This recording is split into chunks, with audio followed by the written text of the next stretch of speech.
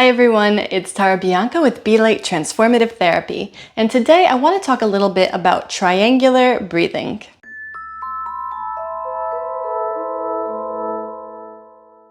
So just to be clear, before we dive into this conversation, I want you guys to know that I do not claim to be an expert in traditional pranayama techniques. I haven't read the ancient texts, and honestly, I don't even have a good understanding of the original intention of many of these breathing exercises that we practice in modern times. So whatever I have to say to you today about triangular breathing is really just coming exclusively from my own personal experience in my own body, from my work with my clients, and also from speaking with my colleagues. So what I'm sharing with you today is really much more anecdotal than it is from some kind of textbook. I wanted to talk about this today because a few weeks ago I uploaded a triangular breathing session to the channel for you guys, and it definitely got met with mixed reviews, which I sort of anticipated honestly, and so I was really grateful to receive that feedback from you. So some of you really loved it, and then some of you really struggled with it. And then others of you reached out to me like, Tara, what is the point of this session again? Which is a totally fair question, and that's really what I want to dive into today. Okay, so there's essentially two ways that we can breathe a triangle, right? We can breathe inhale, hold, exhale, which is the type of triangle that I uploaded a few weeks ago, or we can breathe inhale, exhale, hold. And then I suppose we can also play around quite a bit with the different lengths of each side of the triangle. So we could breathe an equilateral triangle where all the elements are the same length. We could breathe more of an isosceles triangle where two of the sides are the same length. Or we could breathe a scalene triangle, just like your scalenes, where all sides of the triangle are different lengths.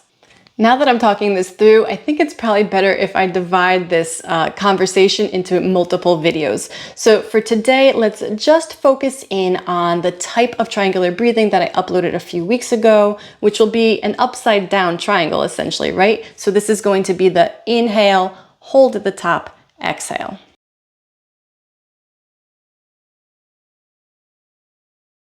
Why would you want to use a triangular breath at all? I guess is sort of the main question at hand.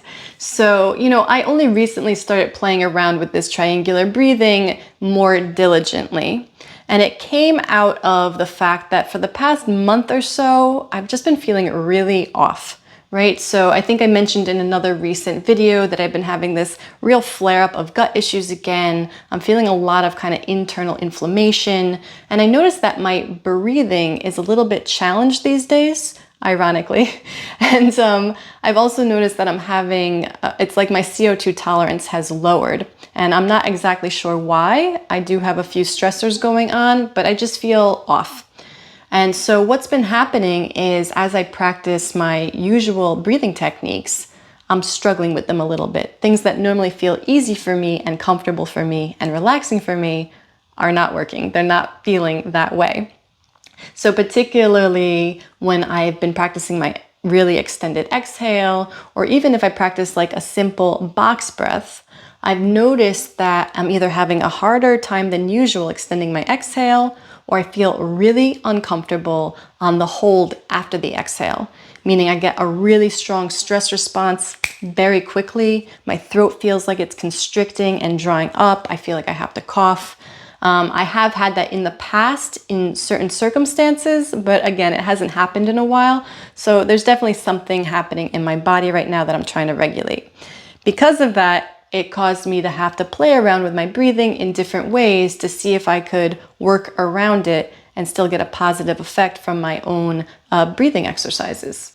So that really was the impetus for the triangular breathing session that I uploaded a few weeks ago, and it is the reason why I chose to do it inhale, hold, exhale, because in doing the triangular breath like that, it's almost a box breath without the hold after the exhale, right? And that was the part that was tripping me up so much and causing so much stress, such a strong stress response, that I said, you know what, I'm just going to eliminate that part completely and I'm just going to practice the triangle. And so that's what I did. But because I got such mixed reactions from so many of you, I want to break it down more today. We'll do a little demonstration and we'll talk about different strategies about how to approach this triangular breath.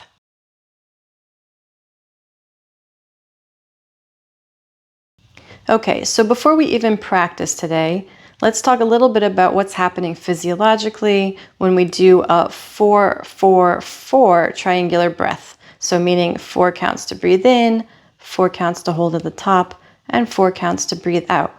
You know, it's going to be really similar to the physiology that's happening during our 4x4 box breath, but it's missing a leg essentially, right?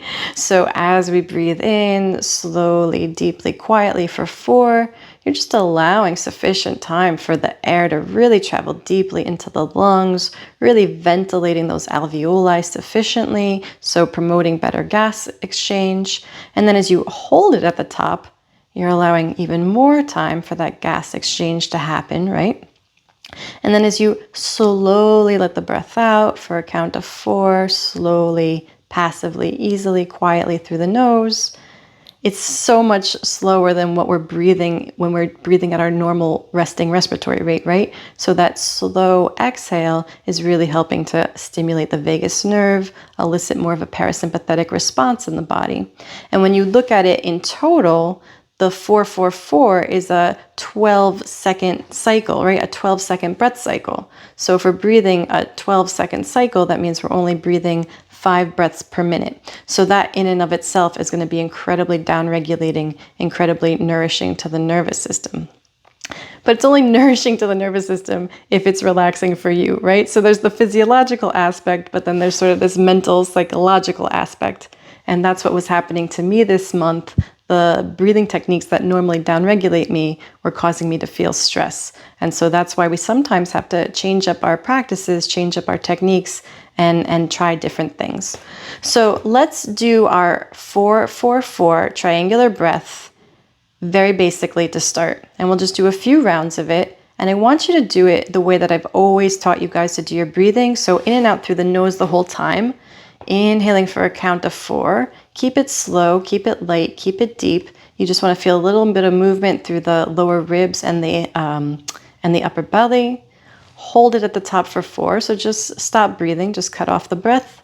And then exhale slowly, passively, quietly through the nose, allowing the belly to gently deflate and the ribs to gently deflate. So here we go. Let's just try a few rounds of this together. Let's try 4 rounds. All right, so here we go. Breathing in through the nose for 4. Hold at the top. Exhale. And in. And hold. And out. And in.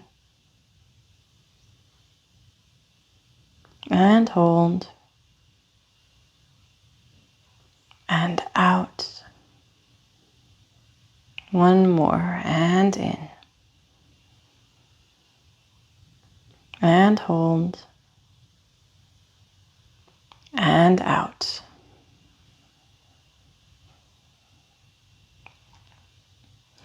Good. So what did you feel just from doing those few repetitions? For me, you know, it feels like I could see it being maybe a little bit stressful for certain people to hold their breath at the top, right? Depending on the day, depending on the time of day, depending what your body's going through. Or maybe this feels really relaxing, really easy, and you're totally happy with it. But those of you who were coming back to me with feedback in the comments on the triangular breathing session that I offered a few weeks ago were saying, well, it's not as relaxing as usual, and also what is the point? So I think we covered the point in terms of the physiology and also in just offering yourself some variation in times when your usual techniques are not working.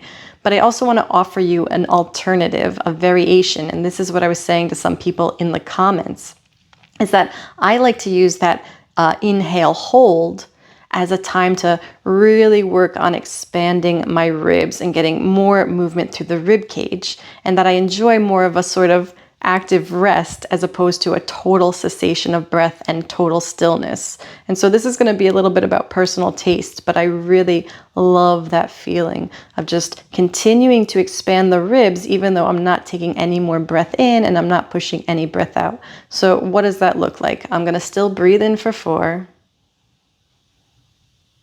I'm going to hold my breath, so I'm not breathing in anymore. I'm just changing the pressure gradient. I'm changing where that air is, right? So I'm going to keep expanding my ribs for 4 while I hold my breath.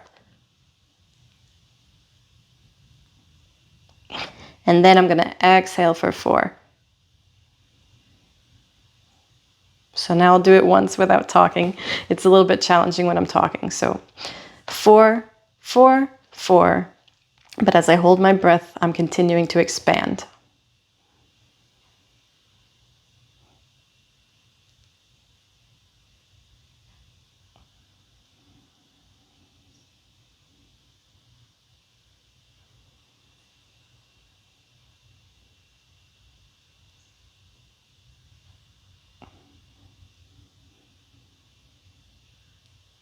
So if that looks interesting to you, let's go ahead and try that together now for 4 rounds, and then we'll take notes and compare. Well, which one did I like better? Why did I like one better than the other? Or maybe I like them both equally for different reasons. So here we go, 4 rounds. When you hold your breath, just expanding the ribs actively. Here we go, breathing in. And hold. And out. And in. Hold and expand. And out. 2 more, and in. And hold. And out. Last time, and in. And hold. And out. Good. So just taking a moment and kind of discerning, well, what was the difference between those 2 variations? Which one do I like better? Why might I use one over the other? So for me, when I'm feeling like my CO2 tolerance is a little taxed, when I'm feeling a little off in my body, when I'm feeling a little bit more anxious than usual, and that stress response is coming on more strongly and more quickly and more unpredictably than usual, I really don't enjoy just a still static breath hold that much. I'd rather create some kind of movement as not just a distraction, but that continued expansion and really feeling the joints, the sternocostal joints and those costal vertebral joints expanding, since we don't always create full range of motion through the rib cage. Feels so satisfying, feels so nourishing. It feels like it gives a better pump to the heart and a better pump to the internal organs. So for me, it's just a nice change once in a while from always doing the very slow, quiet, light, minimal breathing. So that's my personal opinion on these 2 variations. I just really like continuing to expand on that hold.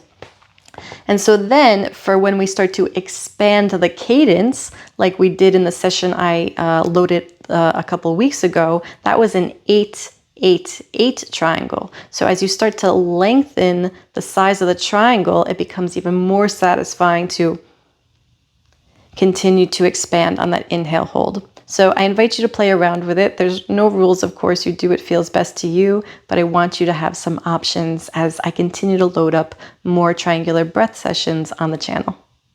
That's it for today. Go ahead and play around with these 2 variations that we discussed today and see which one you prefer in your own body. Maybe you really prefer one over the other, or maybe you really enjoy them both equally, but for different reasons. So play around, and in the comments below, let me know what you discover about these 2 variations. In the next video, we'll continue our discussion of this type of upside down triangle, but we're going to expand it into an isosceles triangle instead. If you liked this video, please give it a thumbs up and please subscribe to my channel. Also, if you haven't already, please check out my totally free Breath Basics 6-Day Challenge, my brand new Belate store where I have lots of digital products for your breathing needs, including my brand new Breathing for Anxiety Relief video series. And also, if you'd like more kind of behind the scenes time with me, more intimate time with me, including monthly live Q&As and monthly live guided breath sessions, then please consider joining my private online Belate community. And lastly, if you'd like to further support the channel, you may always do so by visiting my Buy Me a Coffee page. Thank you so much for watching, and I'll see you next time.